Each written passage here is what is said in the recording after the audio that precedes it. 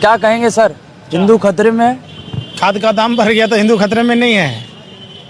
आप बताइए ना, खाद के जो दाम बढ़ाए हैं प्रधानमंत्री ने, 1200 रुपये का डीएपी खाद 1900 रुपये कर दिया, तो क्या प्रधानमंत्री जी ये जवाब देंगे कि हिंदू खतरे में है या नहीं है? हमारा गेहूं का दाम 100 किलो तक 1500 रुपये से कम है, लेकिन हमारे खाद पर जिससे हम खेती करते हैं उस पर 50 किलो के बोरे पर 700 रुपया बढ़ा दिया गया। तो सिर्फ मुसलमानों के लिए बढ़ाया, सिखों के लिए बढ़ाया, बौद्धों के लिए बढ़ाया, जैनों के लिए बढ़ाया, पारसियों के लिए बढ़ाया, यहूदियों के लिए बढ़ाया कि हिंदुओं के लिए भी बढ़ाया? मतलब साफ है, देश के प्रधानमंत्री पॉकेट मार प्रधानमंत्री हैं। समझिए, इतना बड़ा चौकीदार चोर ही नहीं, डकैत है, लुटेरा है। अब ये सिर्फ काम क्या होता है, कोई लुटेरा भी धर्म का ओहदा ओढ़ कर, आपने जितने भी देखे होंगे, रामायण और महाभारत कोई हिंदू मुसलमान में नहीं हुई थी। समझिए, करबला की लड़ाई कोई हिंदू मुसलमान में नहीं हुई थी। मुगल बादशाह 900 साल तक हिंदुस्तान में राज किया, तब हम खतरे में नहीं थे। 200 साल अंग्रेजी हुकूमत ने शासन किया, तब हम खतरे में नहीं थे। 70 साल कई पार्टी की सरकारों ने देश चलाया, तब हम खतरे में नहीं थे। तो 6 साल के नरेंद्र मोदी के शासन में ही हिंदू खतरे में क्यों है? ये सवाल जो लोग हिंदुत्व की बात कहते, जो हिंदू धर्म की बात कहते, क्या राम, प्रभु श्री राम और कृष्ण से पहले हिंदू धर्म नहीं था? अगर भाजपा नेताओं को गरुड़ पुराण और प्रभु श्री चित्र की फोटो दिखा दीजिएगा तो इनको छठी रात का दूध याद आ जाएगा। धर्म, हिंदू धर्म मनुर्भव की बात कहता है, यानी मनुष्य बनिए, और मनुष्य के लक्षण क्या हैं वो प्रधानमंत्री को सीखने की जरूरत है। योगी जी ने कहा, फिर वही बात, योगी कौन होता है यार? वो गुंडा। बात तो सुन, फिर आप शब्द ही ऐसे बोल रहे हो। चोर को चोर नहीं बोल रहे हो, चोर को राजा हरिश्चंद्र बोलोगे, तो राजा हरिश्चंद्र को क्या बोलोगे? आप समझो बात। उत्तर प्रदेश का जो मुख्यमंत्री है वो योगी नहीं, ढोंगी है। उस ढोंगी अपराधनाथ के राज्य में, जिस पर कई संगीन मामलों में धाराएं दर्ज हैं, उस उत्तर प्रदेश में जिसने प्रभु श्री राम की धरती का अनादर किया, राम राज्य का अनादर किया, महर्षि वाल्मीकि जिन्होंने रामायण लिखी, उसी वाल्मीकि समाज की बिटिया बहन मनीषा के साथ दरिंदगी हुई। बलात्कार के बाद जीभ काट दिए गए, गर्दन की हड्डी तोड़ दी गई, रीढ़ की हड्डी तोड़ दी गई। 18 दिन तक पुलिस वहाँ एफआईआर दर्ज नहीं करती है। जब हम लोगों ने आंदोलन किया तो सीबीआई जांच की मांग की, जांच हुआ, तमाम राजनीतिक पार्टियों के लोग आवाज़ बुलंद किया। दूसरी बात, उसी हाथरस में वुमेन्स डे के दिन बहुत बड़े कसीदे कढ़े जा रहे थे। पीड़िता के पिता ने जब विरोध किया तो उसके पिता को ट्रक से कुचलवा के मरवा दिया। ये हमारा हिंदू धर्म नहीं कहता है, पहली बात।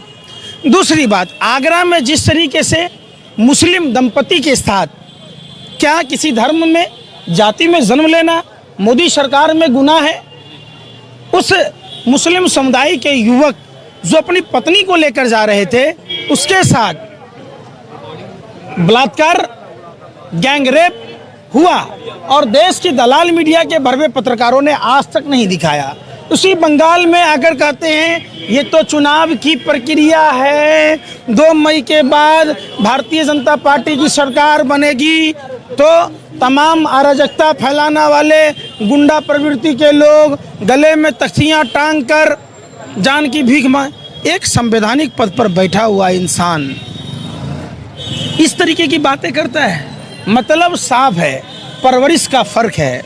समझिए, गाय को, भैंस को, बकरी को रूखा सूखा घास खिलाइएगा, वो अमृत जैसा दूध देता है, और सांप के बच्चे को दूध पिलाइएगा अमृत जैसा, तो जहर उगलता है।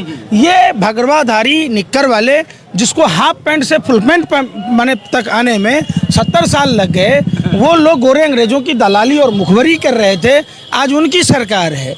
इनका सिर्फ एक एजेंडा है, राम नाम रटना पराया माल अपना, मुंह में राम बगल में छुरी। अब समझिए, एक सच्चा हिंदू होने के नाते हम इसका विरोध इसलिए करते कि हमारे हिंदू धर्म को बदनाम किया जा रहा है। हिंदू धर्म व्यभिचार के लिए नहीं सिखाया जाता, हमारे धर्म में व्यभिचार का फल है, झूठ बोलने का फल है, जानवरों पर अधिक बोझ लादने का फल है। तो ये जो गरुड़ पुराण बताता है, भगवान चित्रगुप्त बताते हैं, कर्म आधारित फल मिलता है। ये भाजपा नेता अगर सीख लेंगे तो उनको छठी रात का दूध याद आ जाएगा। अब आप आइए, ये लोग राम सुनिए ना, क्यों बगा रहे हैं? अरे भाजपा ने कमीशन नहीं, मोदी जी की बात पूरी कर लूँ मैं। अरे सुना दूंगा आपको, आप सुनिए। आप दलाली में मशगूल मत होइए, नहीं तो मुजरा गाइए चौक चौराहे पर। आप सुनिए, भगवान श्री राम की बात की जाती है। भगवान राम अपनी पत्नी सीता के सम्मान के लिए रावण का वध किया, लंका तक की यात्रा तय की। हमारे धर्म में नारी को देवी का रूप माना गया है, नारी सर्वत्र पूज्यते। रावण ने माँ सीता का अपहरण किया, अपमान किया, रावण का समूल नाश हो गया। कौरव यानी दुर्योधन ने नारी का अपमान किया, कौरवों का समूल नाश हो गया। कंस इतना बड़ा प्रतापी राजा था, जिसने नारी का अपमान किया, कंसों का अपमान हो गया। अब समझिए। अब आइए प्रधानमंत्री पर। जो आदमी फर्जी हिंदू धर्म का ठेकेदार बन रहा है, उसने जसोदा बहन के मांग में सिंदूर भरी, उसकी मांग नहीं पूरी कर पाया।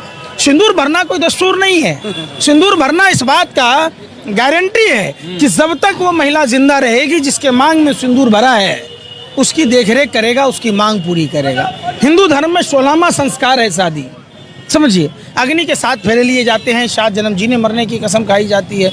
नरेंद्र मोदी जी एक ही जन्म में सिंदूर भरे, 18 साल की उम्र में शादी किए, अब 20 साल में छोड़े दिए। मोदी जी अगर वादे के सच्चे होते तो मोदी जी के भी बच्चे होते तो तज से अमोर से खेलते।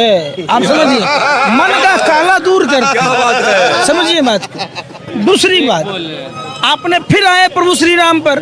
प्रभु श्री राम मर्यादा के लिए जाने जाते हैं, पुरुषोत्तम राम, और उसको ये देव को असुर बता के अपने आप को प्रोटेस्ट कर रहे हैं। प्रभु श्री राम जब लंका जा रहे थे तो केवट ने भगवान राम को नदी पार कराया, और मोदी जी ने क्या किया?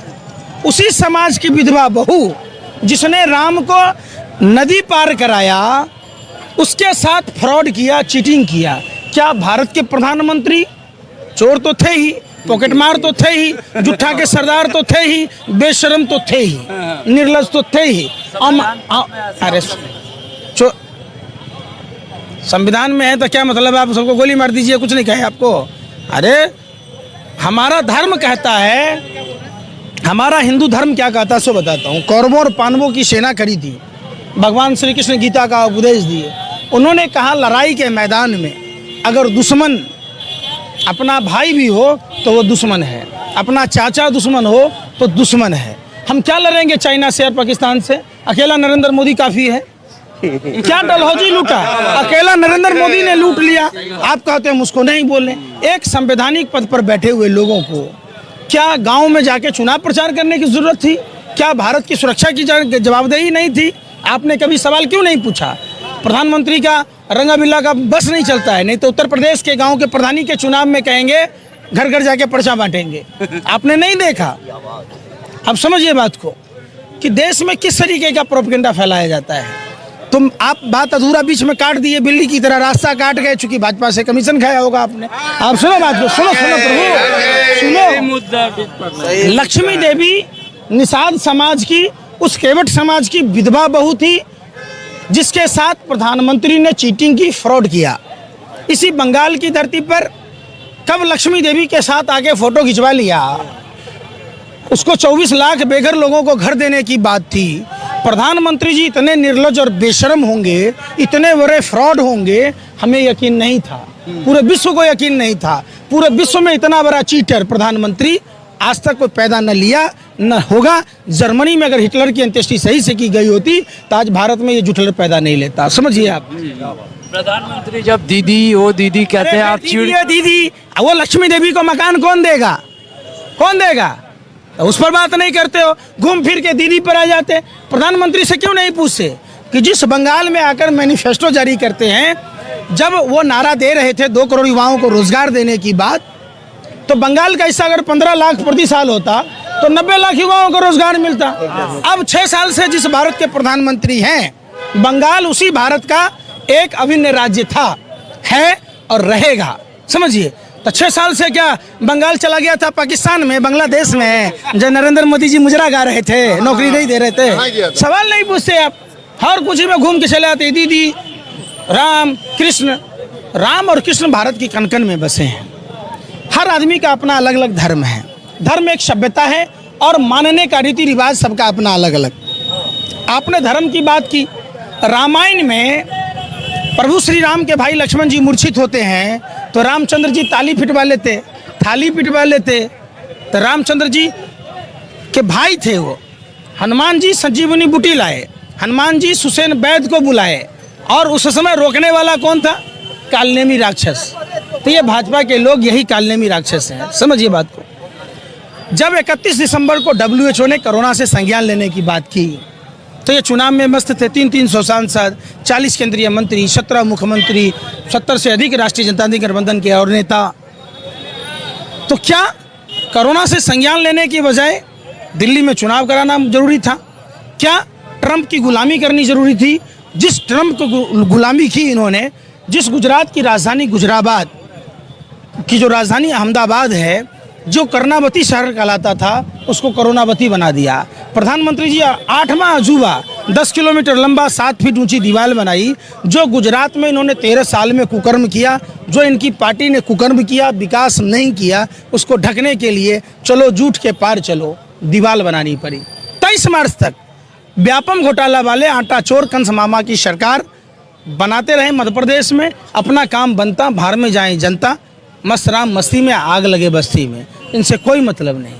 ये करते क्या? बंधन फिल्म देखा है आपने? सलमान खान को देखा था, सलमान खान के जीजा जी लगते थे उसमें, फिल्म में, बंधन में, जो जीजा जी कहेंगे वही होगा। तो हमारे देश के प्रधानमंत्री क्या कहते हैं? हम दो हमारे दो, जो अंबानी अडानी कहेगा वही होगा।